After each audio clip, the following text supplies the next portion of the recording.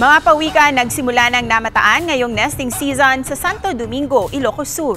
Narito ang report ni Ivy Hernando ng GMA Regional TV 1 North Central Luzon. Nilagyan na ng harang at net ang egg site na ito bilang proteksyon matapos mamataan kamakailan ang isang pawikan na nangitlog. Ito ang unang egg site ngayong taon sa baybayin ng Barangay Kalayab, Santo Domingo, Ilocos Sur.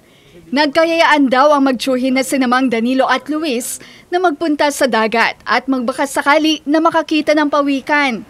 Labis daw ang kanilang tuwa nang tumambad ang isang malaking pawikan matapos nilang sundan ang dinaanan nito. Tinatayang 3 talampakan ang lapad ng pawikan na halos 1 oras daw na nangitlog sa buhanginan. Dakkel ma'am, no, damo mo lang talaga makita kahit ma-amaze ka talaga. For the first time mo ko man na makakita, kahit talaga maragsatan ka. Buwan ng Setyembre hanggang Pebrero ang nesting season ayon sa autoridad.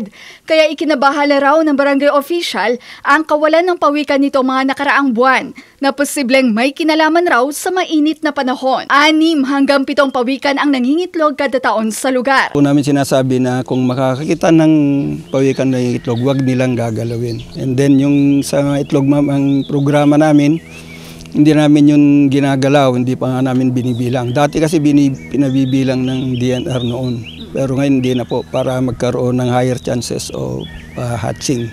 Suhestyon ng barangay official ang paglimita ng aktibidad sa shoreline tuwing nesting season upang maprotektahan ang mga pawikan.